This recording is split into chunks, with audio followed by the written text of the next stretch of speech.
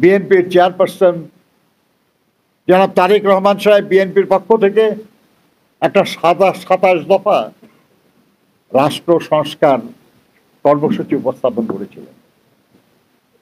যখন আমরা যুগপৎ আন্দোলনে রত, তখন সিদ্ধান্ত হয়েছিল যে শুধু বিএনপি না, এই আন্দোলনে যারা রত আছেন আমরা সবাই আলোচনা করে একটা সংস্কার প্রস্তাব জাতির সামনে উপস্থাপন করব।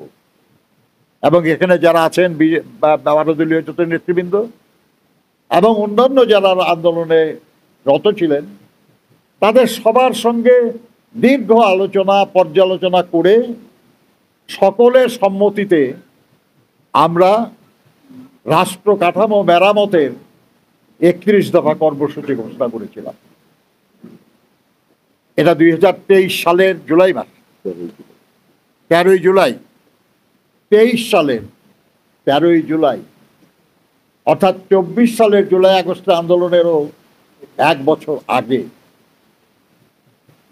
এবং সেখানে যেসব সংস্কার প্রস্তাব করা হয়েছিল, আজ পর্যন্ত এই নতুন সরকার, অন্তর্বর্তীকালীন সরকারও যেসব সংস্কার প্রস্তাব করেছেন তার কোনোটাই ওই রাষ্ট্র কাঠামো মেরামতের 31 দফার বাইরে না, সবগুলি তার মধ্যেই। বরঞ্চ 31 দফার এর বাইরেও আরো কিছু সংস্কার প্রস্তাব আছে, যেগুলেন আমরা এইসব দলগুলি যারা আছি আমরা এটা দাবি আকারে উত্থাপন করি নাই, আমরা এটা আমাদের প্রতিশ্রুতি আকারে উত্থাপন করেছিলাম। আমরা এগুলোকে ন্যায্য মনে করে এই দাবি, এই কথাগুলি বলেছিলাম। এর ভাষায় দাবি ছিল না যে এটা করতে হবে, বলা ছিল এটা করা দরকার।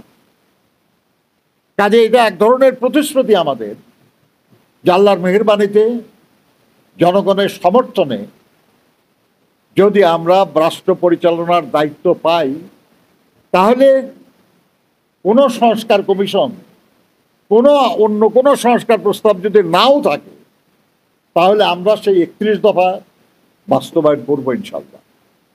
এটাই ছিল আমাদের ঘোষণা।